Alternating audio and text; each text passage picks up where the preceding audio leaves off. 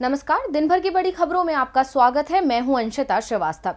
इस बुलेटिन में बात होगी ममता और सोनिया गांधी की मुलाकात की, राहुल गांधी की सरकार पर लगाए गए आरोपों की, जानेंगे संसद में आज क्यों मचा हंगामा, कर्नाटक को मिल गए नए सीएम। बात करेंगे यूपी विधानसभा चुनावों से पहले अखिलेश यादव को मिलती मजबूती की, रोजगार को लेकर बढ़ती मुश्किल की, और बुलेटिन के आखिर में बात ओलंपिक में आज भारत के प्रदर्शन की। लेकिन तमाम बड़ी खबरों से पहले एक नजर सुर्खियों पर।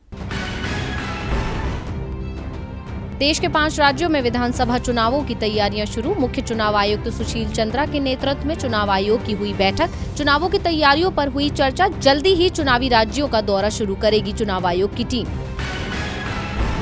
जम्मू कश्मीर को जल्दी मिल सकता है पूर्ण राज्य का दर्जा, राज्यसभा में बोले केंद्रीय गृह राज्य मंत्री नित्यानंद राय। सामान्य स्थिति बहाल होने के बाद जम्मू कश्मीर को मिलेगा पूर्ण राज्य का दर्जा। असम मिजोरम सीमा पर जा रहे कांग्रेस के प्रतिनिधि मंडल के काफिले को काचर जिले के धुलाई में रोका। प्रशासन का दावा, स्थानीय लोगों को छोड़ किसी को भी जाने की अनुमति नहीं। कांग्रेस नेताओं ने जताई नाराजगी। शेयर बाजार में आई गिरावट। 135 अंकों की गिरावट के साथ 52,444 पर पहुंचा सेंसेक्स। निफ्टी में आई 37 अंकों की गिरावट। 15,709 पर पहुंचा निफ्टी। सुर्खियों के बाद अब बात आज की सबसे बड़ी खबर की। ममता बनर्जी जब से दिल्ली पहुंची हैं, वो राजनीति के केंद्र में बनी हुई हैं। आज ममता कांग्रेस अध्यक्ष सोनिया गांधी से मिली। इसके अलावा कई और नेताओं से उनकी मुलाकात हुई। सोनिया गांधी से मुलाकात के बाद ममता ने साफ कर दिया, जल्द ही विपक्ष एक साथ होगा और 6 महीने में ही इसका परिणाम सामने आने लगेगा। ममता बनर्जी का दिल्ली दौरे का आज दूसरा दिन है और आज वो सोनिया गांधी से मिलने पहुंची। बता दें कि इस मुलाकात में राहुल गांधी भी मौजूद रहे। मुलाकात के बाद ममता बनर्जी ने कहा, सोनिया गांधी से सकारात्मक चर्चा हुई। उन्होंने बताया कि सोनिया गांधी से पेगासस जासूसी के मुद्दे पर बात हुई, मौजूदा हालात पर चर्चा हुई। इसके अलावा विपक्ष की एकजुटता पर भी चर्चा हुई। बता दें कि इस मीटिंग में जाने से पहले ममता ने एक बार फिर केंद्र सरकार पर हमला बोला। पेगासस मसले पर ममता बनर्जी ने कहा कि मेरा फोन हैक किया गया, अभिषेक और पीके का भी फोन हैक किया गया है। अभी कोई भी फ्रीडम ऑफ प्रेस नहीं बची है। ममता ने कहा कि हमने जिन लोगों को त्रिपुरा भेजा उन्हें भी गिरफ्तार कर लिया गया। विपक्षी एकता पर पश्चिम बंगाल की मुख्यमंत्री ममता बनर्जी ने कहा, ये पूरा सिस्टम राजनीतिक पार्टियों पर निर्भर करता है। अगर कोई लीड करता है तो मुझे कोई दिक्कत नहीं है। मैं किसी पर अपना ओपिनियन नहीं थोपना चाहती हूँ। ममता ने कहा कि अभी कई राज्यों में विधानसभा चुनाव होने वाले हैं। हम संसद सत्र के बाद सभी राजनीतिक दलों के साथ मिलकर बात करेंगे। अब पूरे देश में खेला होवे। विपक्षी एकजुटता को लेकर ममता ने कहा, मेरे सभी विपक्षी नेताओं के साथ अच्छे संबंध हैं। अगर राजनीतिक आंधी चली तो कोई उसे रोक नहीं पाएगा। अब खेला होवे की गूंज पूरे देश में सुनाई देगी। अब हम सच्चा दिन देखना चाहते हैं। बहुत दिन अच्छे दिन का इंतजार किया है। अगर विपक्षी मोर्चे पर सभी सीरियस होकर काम करते हैं तो 6 महीने में नतीजे दिख सकते हैं। इसके अलावा जब ममता से मोदी के खिलाफ बनारस जाने को लेकर सवाल किया गया तो उन्होंने घुमाते हुए अंदाज में जवाब देते हुए कहा, मैं बनारस जरूर जाऊंगी, वहां का खाना बहुत अच्छा होता है। तो ममता के बयानों से ये साफ है कि वो सीधे तौर पर मोदी को टक्कर देने के लिए मैदान में उतरने की तैयारी कर रही हैं और वो सिर्फ लोकसभा ही नहीं बल्कि आने वाले विधानसभा चुनाव पर भी फोकस कर रही हैं। अब ममता की इस तैयारी को देखकर कहा जा सकता है कि बीजेपी की राहें मुश्किल हो रही हैं। विपक्ष एकजुट हो रहा है और सरकार मुश्किल में फंसती जा रही है। अपनी मुश्किलों के लिए सरकार विपक्ष को जिम्मेदार बता रही है। इसे लेकर कांग्रेस सांसद राहुल गांधी ने साफ कर दिया कि वो महंगाई, जासूसी और कृषि कानून के मुद्दे को नहीं छोड़ेंगे। सरकार को इस पर जवाब देना ही होगा। जब तक हमारी बात नहीं मानी जाएगी हम अपने स्टैंड पर कायम रहेंगे। तो और क्या कहा है राहुल गांधी ने, देखिए रिपोर्ट। मानसून सत्र में लगातार हो रहे हंगामे ने सरकार की मुश्किलें बढ़ा दी हैं, जिसको लेकर राज्यसभा के सभापति एम वेंकैया नायडू संसद में होने वाले व्यवधानों से परेशान हैं। उन्होंने कहा कि ना संसद में काम हो रहा है और ना ही घर पर। ऐसा कब तक चलेगा? लेकिन विपक्ष सरकार पर हावी है और हर दिन एक नई रणनीति के साथ संसद आ रहा है। आज भी सभी समान विचारधारा वाले विपक्षी दलों की बैठक बुलाई गई और उनकी अध्यक्षता राज्यसभा में विपक्ष के नेता मल्लिकार्जुन खड़गे ने की। बैठक में दोनों सदनों में आगे की कार्रवाई की रूपरेखा तैयार की गई। बैठक में कांग्रेस नेता राहुल गांधी भी मौजूद रहे। इस बैठक में 14 विपक्षी दल शामिल हुए। बैठक के बाद राहुल गांधी ने कहा कि वो महंगाई, पेगासस जासूसी कांड और किसानों के मुद्दे पर कोई समझौता नहीं करेंगे। वहीं दूसरी तरफ पीएम नरेंद्र मोदी ने भी मंत्रियों के साथ बैठक की, जिसमें विपक्ष की तरफ से लगातार हो रहे हंगामे पर चर्चा हुई। विपक्षी दल की बैठक में 14 दलों के शामिल होने से एक बात तो साफ है कि कहीं न कहीं विपक्ष एकजुट होकर मोदी सरकार के खिलाफ खड़ा है, जिससे मोदी सरकार की मुश्किलें बढ़ गई हैं। वहीं लोकसभा और राज्यसभा से जारी नोटिस के मुताबिक सरकार ने इस हफ्ते की कार्यवाही के लिए 5 अध्यादेशों को सूचीबद्ध किया है, लेकिन विपक्ष के हंगामे के चलते सदन की कार्यवाही नहीं हो पा रही है। ऐसे में अब क्या करेगी मोदी सरकार, देखना दिलचस्प होगा। राहुल गांधी ने साफ कर दिया है कि सरकार को आम लोगों की बात सुननी ही होगी, विपक्ष की मांग माननी होगी, नहीं तो संसद चलना मुश्किल है। वैसे भी कहा जाता है कि संसद चलाना विपक्ष से ज्यादा सरकार की जिम्मेदारी होती है। सरकार अपनी जिम्मेदारी निभा नहीं रही, इसीलिए संसद में हंगामा मचा हुआ है। तो आज दिन भर कैसा रहा संसद का हाल, देखिए ये रिपोर्ट। मानसून सत्र में विपक्ष का हंगामा दिन पर दिन बढ़ता ही जा रहा है, जिससे सरकार परेशान है और इसी मुद्दे पर चर्चा करने के लिए पीएम मोदी ने आज मंत्रियों की बैठक भी बुलाई थी। बता दें कि सरकार और विपक्ष के बीच गतिरोध जारी रहने के बीच पेगासस जासूसी विवाद, नए कृषि कानूनों तथा अन्य मुद्दों पर विपक्षी सदस्यों के हंगामे के कारण राज्यसभा की बैठक बार बार स्थगित होती रही। लेकिन विपक्ष के हंगामे के बावजूद मानसून सत्र में पहली बार आज प्रश्नकाल को चलाया गया।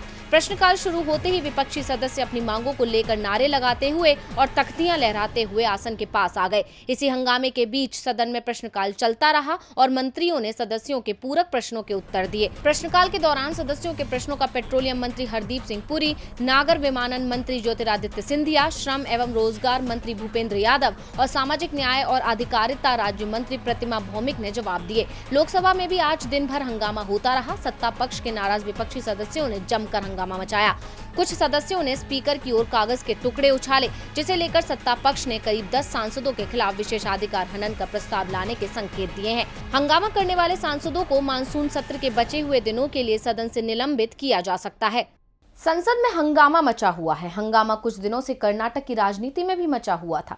तस्वीर साफ नहीं हो पा रही थी कि क्या कर्नाटक में बीजेपी सीएम बदल रही है, लेकिन 26 जुलाई को येदियुरप्पा के इस्तीफे के बाद साफ हो गया कि कर्नाटक में सीएम बदलना तय हो चुका है। कल बसवराज को बीजेपी विधायक दल का नेता चुना गया और आज उन्होंने शपथ ग्रहण भी कर ली, लेकिन बसवराज के सामने मुश्किलें बेशुमार हैं। देखिए ये रिपोर्ट। कर्नाटक में जब से बीजेपी ने कमल खिलाया है, तब से उसकी मुश्किलें कम होने का नाम नहीं ले रही हैं। येदियुरप्पा के सीएम पद छोड़ने के बाद भी बीजेपी भारी दबाव में थी। लिंगायत समुदाय की ओर से मिली चेतावनी के बाद आखिरकार वो झुक गई है और उसने एक बार फिर से लिंगायत समुदाय से ताल्लुक रखने वाले नेता को मुख्यमंत्री बनाया है। आज बसवराज एस बोम्मई ने मुख्यमंत्री पद की शपथ ली। शपथ लेने से पहले बोम्मई ने अपने दिन की शुरुआत कुछ नेताओं के साथ बालाब्रुई गेस्ट हाउस के पास अंजनेय मंदिर में जाकर की और भगवान का आशीर्वाद लिया। इसके अलावा राजभवन में भी जब वो शपथ लेने के लिए मंच पर जा रहे थे, तब उन्होंने बीएस येदियुरप्पा का आशीर्वाद लिया था। बीएस येदियुरप्पा की तरह ही बसवराज बोम्मई भी लिंगायत समुदाय से आते हैं। वो कर्नाटक के 23वें मुख्यमंत्री हैं। बसवराज बोम्मई ने अपने राजनीतिक करियर की शुरुआत जनता दल से की थी, जिसके बाद वो बीजेपी का हिस्सा बने। 28 जनवरी 1960 को जन्मे बसवराज सोमप्पा बोम्मई सीएम की कुर्सी संभालने से पहले कर्नाटक के गृह कानून संसदीय मामलों के मंत्री भी थे। उनके पिता एसआर बोम्मई भी राज्य के मुख्यमंत्री रह चुके हैं। बोम्मई को बीएस येदियुरप्पा का करीबी माना जाता है। यही कारण है कि मुख्यमंत्री पद की रेस में उन्हें फायदा मिला और उनके नाम का चयन किया गया। हालांकि आज शपथ ग्रहण के वक्त केवल उन्होंने ही शपथ ली, जबकि कहा जा रहा था कि कई और नेताओं को मंत्री बनाया जाएगा। वहीं केंद्रीय मंत्री प्रहलाद जोशी ने कहा कि कर्नाटक में डिप्टी सीएम को लेकर अभी कोई फैसला नहीं हुआ है। बीजेपी का राष्ट्रीय नेतृत्व इस बारे में फैसला लेगा। यानी साफ है कि शपथ ग्रहण के बाद भी बीजेपी की मुश्किल खत्म नहीं होने वाली। कैबिनेट विस्तार के वक्त पार्टी में कलह देखने को मिल सकती है। कर्नाटक में बसवराज सीएम बन चुके हैं। बसवराज ने अकेले शपथ ली है। जल्दी ही नए कैबिनेट मंत्रियों को भी शपथ दिलाई जाएगी। कर्नाटक में बीजेपी की मुश्किलें कम हुई तो यूपी में बढ़ती दिख रही हैं। मुख्य विपक्षी पार्टी सपा तेजी से मजबूत होती जा रही है और अब उसे एक और दल का साथ मिल गया है। तो किस पार्टी ने किया चुनावों के लिए सपा का समर्थन, देखिए रिपोर्ट। यूपी चुनाव जीतने के लिए समाजवादी पार्टी कोई भी कोर कसर नहीं छोड़ना चाहती, जिसके चलते सपा प्रमुख अखिलेश यादव ने पहले ही चाचा शिवपाल के साथ मिलकर चुनाव लड़ने की बात कही थी। अखिलेश ये तो पहले ही साफ कर चुके हैं कि यूपी की किसी भी बड़ी पार्टी से वो गठबंधन नहीं करेंगे, लेकिन छोटे दलों के साथ जोड़ने की कवायद वो बराबर करते रहेंगे। दूसरे प्रदेश की बड़ी क्षेत्रीय पार्टियां जिनका यूपी में सीमित आधार है, उन्हें भी साथ लाने की कोशिश होगी। अब इसी कड़ी में शरद पवार के नेतृत्व वाली राष्ट्रवादी कांग्रेस पार्टी ने विधानसभा चुनावों में अखिलेश यादव का समर्थन करने का संकेत दिया है। यानी अब उत्तर प्रदेश में राकांपा और सपा मिलकर विधानसभा चुनाव लड़ेंगी। राकांपा महासचिव और यूपी प्रभारी के शर्मा ने इस बात का ऐलान कर दिया है। उन्होंने कहा, शरद पवार की रणनीति बिल्कुल साफ है कि बीजेपी को सत्ता में आने से रोकने के लिए मुख्य विपक्षी दल के साथ गठबंधन कर चुनाव लड़ना चाहिए। यूपी में सपा विपक्ष की सबसे बड़ी पार्टी है और एनसीपी सपा के साथ ही चुनाव लड़ेगी। सपा प्रमुख अखिलेश यादव और एनसीपी अध्यक्ष शरद पवार के बीच हाल ही में इसे लेकर दिल्ली में विस्तार से चर्चा हो चुकी है, लेकिन ये साफ नहीं है कि एनसीपी ने कितनी सीटें मांगी हैं। एनसीपी का दावा है कि वो सिर्फ विधानसभा में अपनी उपस्थिति चाहती है, ज्यादा सीटों की मांग एनसीपी नहीं करेगी। गठबंधन न होने की सूरत में भी जिन सीटों पर एनसीपी उम्मीदवार नहीं होगा, वहां उसका समर्थन सपा को रहेगा। बीजेपी की मुश्किलें बढ़ती जा रही हैं। यूपी में सपा को नए सहयोगी मिल रहे हैं, लेकिन जिन लोगों की नौकरी चली गई है उन्हें नई नौकरी नहीं मिल रही है। खुद केंद्रीय पर्यटन मंत्री जी किशन रेड्डी ने सरकार की नाकामी को बयां किया है और वो आंकड़े सामने रखे हैं जो बताते हैं कि देश में लाखों नहीं बल्कि करोड़ों लोग बेरोजगार हो गए हैं। महामारी से पहले जो वादियां पर्यटकों से गुलजार रहती थी वो अब बेजार हो गई हैं। जो पहाड़ सैलानियों से पटे रहते थे वो अब सुनसान हो गए हैं।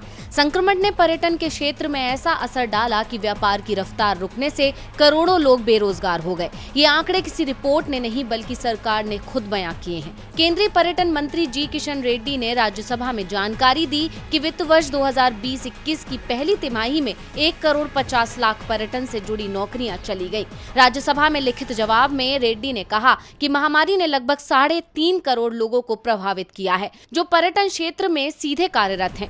National council of applied economic research में सामने आया है कि 2020-21 के दौरान आर्थिक मंदी की वजह से पर्यटन क्षेत्र में पहली तिमाही में 42.8% की गिरावट देखी गई।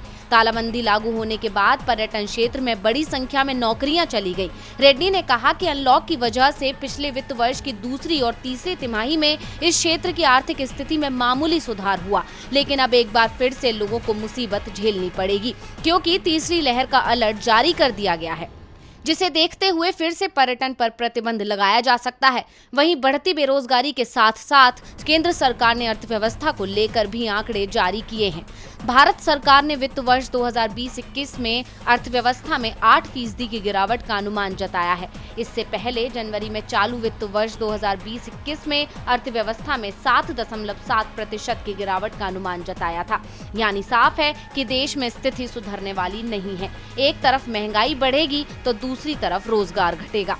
और बुलेटिन के आखिर में बात ओलंपिक में आज भारत के प्रदर्शन की। टोक्यो ओलंपिक का आज छठा दिन था और आज भी भारत को कोई पदक नहीं मिल पाया, लेकिन कई खिलाड़ियों ने अपने प्रदर्शन से पदक की उम्मीद जरूर दिला दी है। मगर महिला हॉकी टीम ने आज एक बार फिर से निराश किया और टीम लगातार तीसरा मुकाबला हार गई। तो आज ओलंपिक में भारत को कहां मिली जीत और कहां मिली हार, देखिए इस रिपोर्ट में। बैडमिंटन, तीरंदाजी और बॉक्सिंग से देश के लिए अच्छी खबर है। भारत की बैडमिंटन स्टार पीवी सिंधु पदक के करीब पहुंच गई हैं। सिंधु ने हांगकांग की चिंगनग नी को सीधे सेटों में 21-9, 21-16 से हरा दिया। सिंधु की इस ओलंपिक में ये दूसरी जीत है। इसके साथ ही वो नॉकआउट स्टेज में पहुंच गई हैं। तीरंदाजी में दुनिया की नंबर 1 दीपिका कुमारी ने भी मेडल की उम्मीद को कायम रखा है। उन्होंने अंतिम 8 में जगह बना ली है। दीपिका ने राउंड 16 के मुकाबले में अमेरिका की जेनिफर फर्नांडिस को 6-4 से हरा दिया है। बॉक्सिंग की अगर बात की जाए तो बॉक्सर पूजा रानी ने टोक्यो ओलंपिक में शानदार शुरुआत की है। पूजा रानी ने राउंड 16 के मुकाबले में अल्जीरिया की इचराक चैप को 5-0 से हरा दिया है। इसके साथ ही पूजा रानी क्वार्टर फाइनल में पहुंच गई हैं। पदक सुनिश्चित करने के लिए उन्हें एक और जीत की जरूरत है, क्योंकि बॉक्सिंग में सेमीफाइनल में पहुंचने वाले खिलाड़ी का पदक पक्का हो जाता है। महिला हॉकी, रोइंग, पुरुष तीरंदाज में भारत को आज निराशा हाथ लगी। शुरुआती राउंड में शानदार प्रदर्शन करने वाले तीरंदाज प्रवीण जाधव दूसरे दौर में अमेरिका के ब्रेडी एलिसन के हाथों 0-6 से हार गए। भारतीय महिला हॉकी टीम को एक और हार का सामना करना पड़ा है। ग्रेट ब्रिटेन ने उसे 4-1 से हरा दिया है। महिला हॉकी में भारत की ये लगातार तीसरी हार है। इसके साथ ही भारतीय महिला हॉकी टीम पदक की दौड़ से पूरी तरह बाहर हो गई है। तो आज इस बुलेटिन में बस इतना ही। देखते रहिए DV लाइव। नमस्कार।